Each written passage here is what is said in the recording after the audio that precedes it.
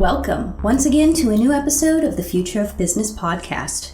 I'm April with Fast Future Publishing, and in today's episode, Alberto Rizzoli reads his chapter, Education 2025, Building a Generation of Problem Solvers.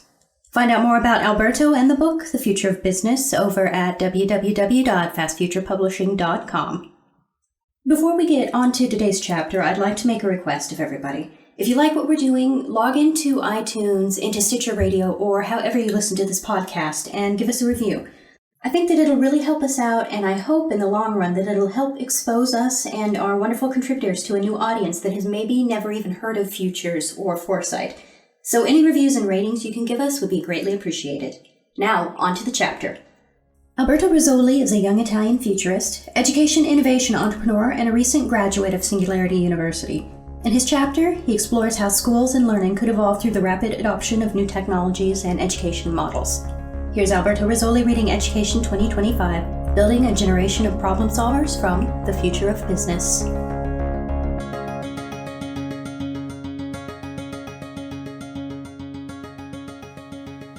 This is Alberto Rizzoli reading a chapter for The Future of Business, part of the Futurescape series by Fast Future Publishing.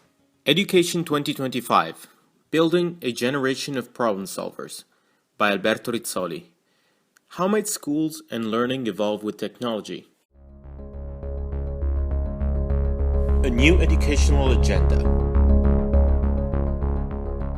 The future promises widespread automation, dawning and dying industries, and an overall faster rate of change. So what skills will young people need to help them navigate an uncertain future and the life expectancy of 100 years or more?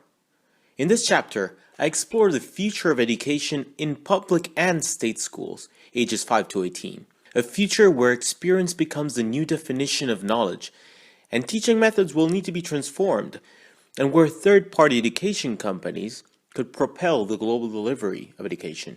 The exponential growth of online learning and the transformation of school environments will work together to develop what is potentially going to be the most impactful generation of young people in human history. Whether you're an entrepreneur, educator, or technologist, you can take part in building this future today. Meet the teachers. Let's walk into a classroom of 10-year-old students in the year 2025. I believe two main characteristics will lead the teaching efforts. A teacher who oversees the educational and social development of children, and an artificial intelligence, or AI. The AI will reside in the children's devices, acting as the classroom's dictionary, calculator, bespoke tutor, and personal librarian. Great teachers, sometimes called rockstar teachers, are those who inspire students to achieve greatness, understand their own potential, and ultimately weigh in as an invaluable factor to their success.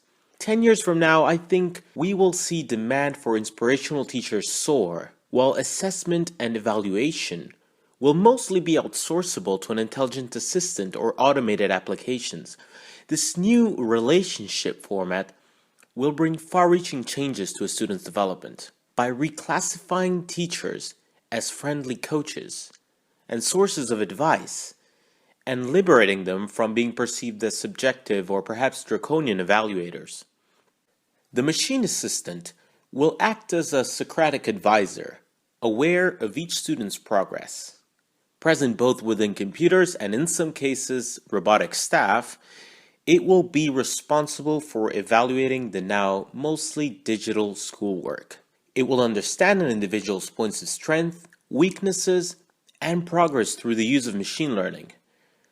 Assessment will be made on an international scale, as happens today in all digital schools, granting an overview and comparison to worldwide education standards. The last point may initially receive opposition from schools, but should eventually succeed once its benefits become evident in online education. Learning methods during knowledge abundance.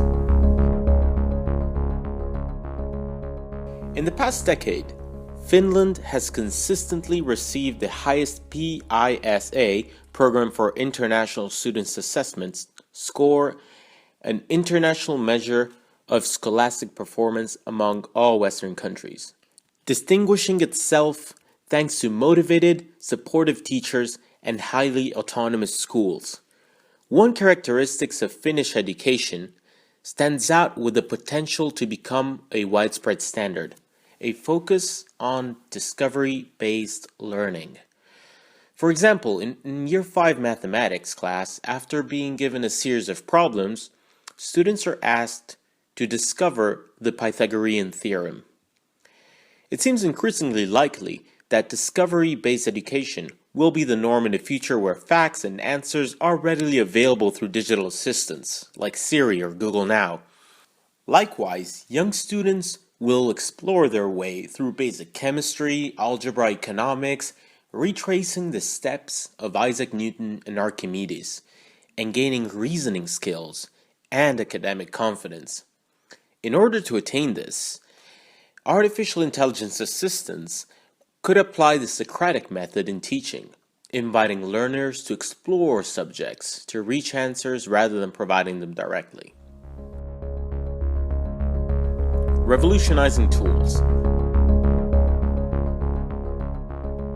The worldwide education app market was estimated to grow from $640 million in 2009 to $1.46 billion in 2014, with growth expected to continue accelerating.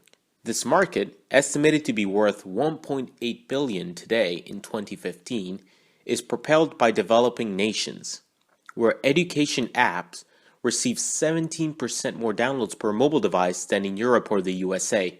The learning management system market, which lays at the foundation of the spread of e-learning in schools, exceeded growth forecasts from $1.9 billion in 2013, a value estimated only 1 year prior by Burson and Associates, to $2.25 billion.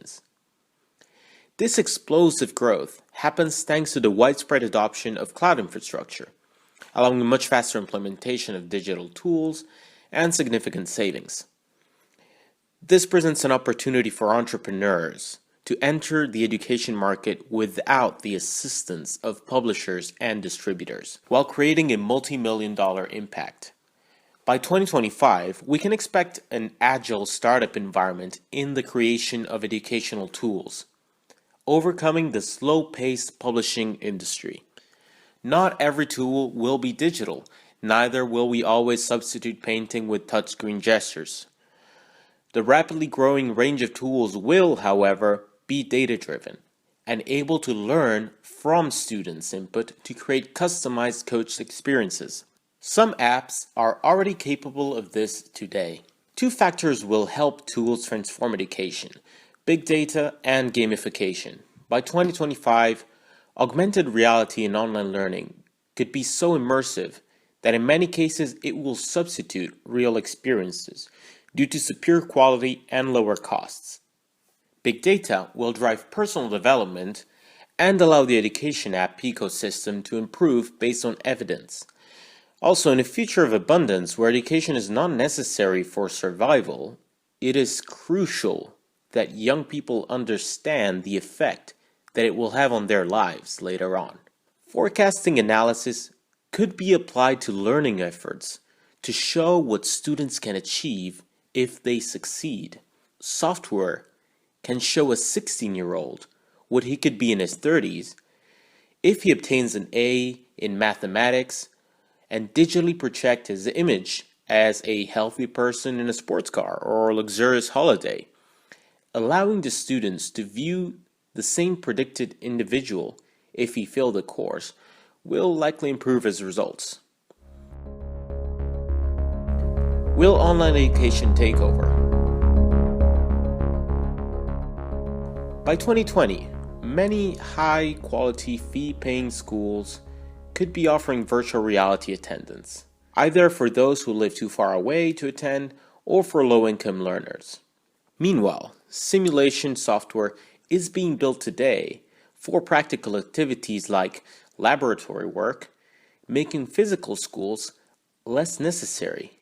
Nevertheless, staying home won't be enough to provide future young students with the appropriate mindset to succeed. Healthy social, sexual, and intimate relationships, for example, cannot be experienced and developed purely through an online learning environment. Relationship building, teamwork, negotiation, and conflict resolution are just some of the experiences that should be not solely acquired online.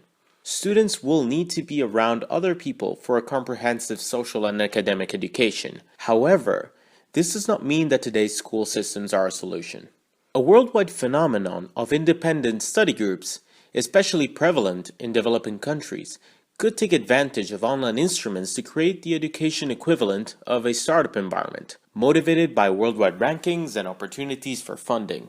The trend of decentralization will therefore also affect schools, whether it is crowd-funded independent startup academies or schools gaining greater autonomy through technology. A marketplace of educational, gamified experiences, tools, and simulations will accelerate the spread of high-quality learning. Tomorrow's student will be a creative problem solver, raised to pursue great challenges and confident that solutions are within their reach.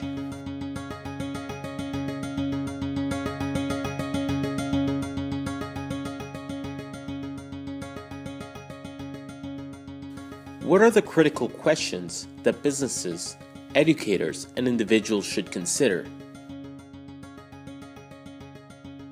As an entrepreneur or business, how can you tap into the rapidly growing app market that could disrupt traditional textbook education through gaming, virtual reality, and interactive digital tools?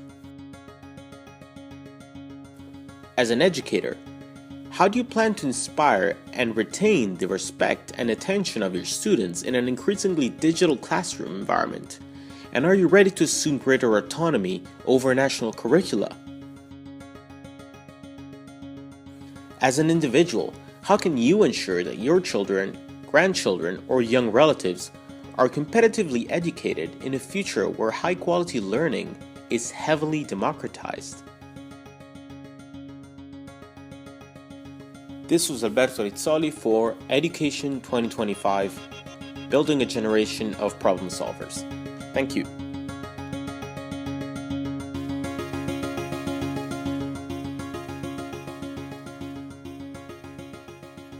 Thank you for tuning into the podcast today, and a special thanks to Alberto for recording his chapter for us. If you like the podcast, do us a favor and give us a review on iTunes or Stitcher Radio. Or if you have specific feedback, you can always email me at april@fastfuturepublishing.com.